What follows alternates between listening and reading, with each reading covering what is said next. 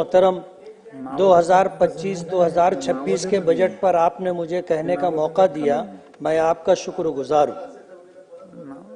सदर मोहतरम, मैं महाराष्ट्र के नायब वजीर आला और वजीर मालियात अजीत दादा पवार के बजट का इस्तकबाल करता हूँ, जिसमें बेघर लोगों को घर, बेरोजगारों को रोजगार, बीमारों के लिए इलाज और मुआवजे की सहूलत, बच्चों के लिए बेहतरीन तालीम का इंतज़ाम, शेतकरी लोगों के लिए सोलार सिस्टम, लाडली बहनों के लिए 1500 रुपये हर महीना, ये सारी वो चीज़ें हैं जो किसी बजट को खूबसूरत बनाती।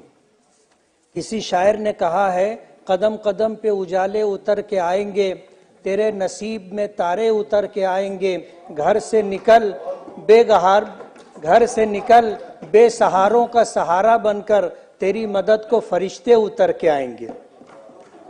सदर मोहतरम, मैं टेक्सटाइल सिटी मालेगांव से चुनकर आया हूं। देश भर में 40 लाख से जायद पावरलूम चलते हैं, जिनमें से सादा पावरलूम की तादाद 36 लाख है, जिसमें 18 लाख सादा पावरलूम महाराष्ट्र में चलते हैं। सदर मोहतरम, खेती के बाद देश भर में सबसे ज्यादा रोजगार देने वाली सनत पावरलूम है।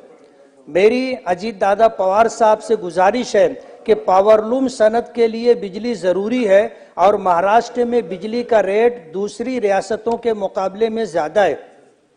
महाराष्ट्र में बिजली का रेट कम होना चाहिए। दादा ने बजट में बिजली रेट में कमी का आश्वासन दिया है, मैं इस पर दादा का शुक्रगुजार हूँ।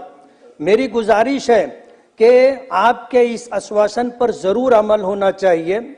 पिछले टर्म में टेक्सटाइल मिनिस्टर चंद्रकांत दादा पाटिल साहब ने 75 पैसे और 1 रुपया मजीद सब्सिडी का फैसला किया था। मेरी गुजारिश है कि ये सब्सिडी जारी रहना चाहिए। सदर मोहतरम, बिजली में रेट कम होने के साथ साथ मालेगांव शहर में टेक्सटाइल पार्क बनना चाहिए। मालेगांव में सादा पावरलूम की तादाद लगभग 4 लाख है। एक पावरलूम के जरिए 2.5 लोगों को रोजगार मिलता है। ये सनत तरक्की करेगी तो लोगों को रोजगार मिलेगा। सदर मोहतरम, मालेगांव में पावरलूम की एक बड़ी तादाद होने के बावजूद मालेगांव में जिनिंग फैक्ट्री और स्पिनिंग मिल नहीं है। एक स्पिनिंग मिल थी, वो भी बंद है। महाराष्ट्र में कपास की पैदावार होती है, लेकिन ये कपास यार्न की तैयारी के लिए तमिलनाडु जाती है और यार्न बनने के बाद तमिलनाडु से ये यार्न वापस महाराष्ट्र आता है। महाराष्ट्र में कपड़ा तैयार होता है और फिर ये कपड़ा फिनिशिंग के लिए गुजरात और राजस्थान जाता है, फिर ये कपड़ा वापस महाराष्ट्र में आता है। इस तरह ये कपड़ा जिसकी लागत 50 रुपया होनी चाहिए थी, तमिलनाडु और गुजरात राजस्थान जाने की वजह से ये कपड़ा 150 से 200 रुपये में मिलता है। मेरी सरकार से गुजारिश है कि महाराष्ट्र में जिनिंग और स्पिनिंग मिल बनना चाहिए, ताकि ट्रांसपोर्टिंग और फिनिशिंग पर जो अखराजात बढ़ते हैं वो कम हो और इससे जो नफा होता है वो महाराष्ट्र और महाराष्ट्र के लोगों को मिले। अध्यक्ष महोदय, मालेगांव में 67% लोग झोपड़पट्टियों में रहते हैं, जिनको मूलभूत सुविधा भी हासिल नहीं है। मेरी दादा से गुजारिश है कि मालेगांव को एक अच्छा बजट दिया जाए ताकि लोगों की तकलीफ खत्म हो। इसी किरीट सोमैया साहब मालेगांव आए थे, करोड़ रुपया विधानसभा इलेक्शन से पहले मालेगांव लोगों के अकाउंट में आया था।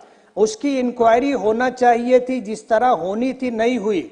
लेकिन किरीट सोमैया जब मालेगांव आए और मालेगांव झुग्गी झोपड़पट्टियों में रहने वालों को देखा तो उनको ये गुमान हुआ कि ये बांग्लादेशी या ये रोहिंग्याई हो सकते हैं, जिनके पास रोड नहीं है, गटर नहीं है, पीने का पानी नहीं है, लाइट नहीं है, हेल्थ का कोई इंतजाम नहीं है। उन्होंने हमारे महाराष्ट्र के चीफ मिनिस्टर साहब से ये गुहार लगाई कि इसकी इंक्वायरी होना चाहिए। यहाँ पर 1000 बांग्लादेशी और रोहिंग्याई हैं। 4000 जन्म दाखले उन्होंने इंक्वायरी के लिए दिए। तकरीबन 3000 से 3200 जन्म दाखलों की इंक्वायरी हो चुकी, एक भी बांग्लादेशी या रोहिंग्याई नहीं मिला। लेकिन जन्म दाखले को लेकर के जो कार्रवाई हो रही थी, इंक्वायरी हो रही थी, उसमें डेट ऑफ बर्थ में कोई फर्क हो गया, नाम में स्पेलिंग का कोई फर्क हो गया, या एड्रेस चेंज कराने की कोई कोशिश हुई, इसको ले करके उनके ऊपर जो कलम लगाई गई है वो 318(4), 336, 340(2), 338 और 120 बी जैसी कलम लगाई गई है और एफआईआर रजिस्टर करके उनको जेलों में डाल दिया गया। मेरी आपसे ये गुजारिश है कि वो करोड़ रुपए जो विधानसभा इलेक्शन से पहले मालेगांव लोगों के अकाउंट में आए थे, उसकी पूरी इंक्वायरी होना चाहिए। मैं वहां से इलेक्शन लड़ रहा था, मुझे तो 1 रुपया भी नहीं मिला, लेकिन ऐलान ये हुआ कि ये वोट जिहाद है। अब मालेगांव में अगर माइनॉरिटी मुस्लिम अक्सरियत है तो ये इल्जाम लगाना कि यहाँ वोट जिहाद हो रहा था, ये उचित नहीं है। इसकी पूरी इंक्वायरी होनी चाहिए। आखिरी एक, अध्यक्ष महोदय, मालेगांव में टेक्सटाइल पार्क होना चाहिए, मालेगांव में एक इंजीनियरिंग कॉलेज और एक माइनॉरिटी मेडिकल कॉलेज होना चाहिए। मेरी दादा से गुजारिश है कि इस तरफ थोड़ी सी तवज्जो देंगे तो मालेगांव जो बहुत सारी सहूलतों से महरूम है, वो सारी सहूलतें अगर मिल जाएंगी तो मालेगांव का विकास होगा। मालेगांव एक टेक्सटाइल सिटी है और लोगों को रोजगार का एक जरिया है। मेरी आपके माध्यम से मिनिस्टर अजीत दादा पवार साहब से गुजारिश है कि मेरी ये कुछ गुजारिशात थी, इस पर तवज्जो दें और मेरा मालेगांव का ये मसला हल हो। किसी ने कहा है कि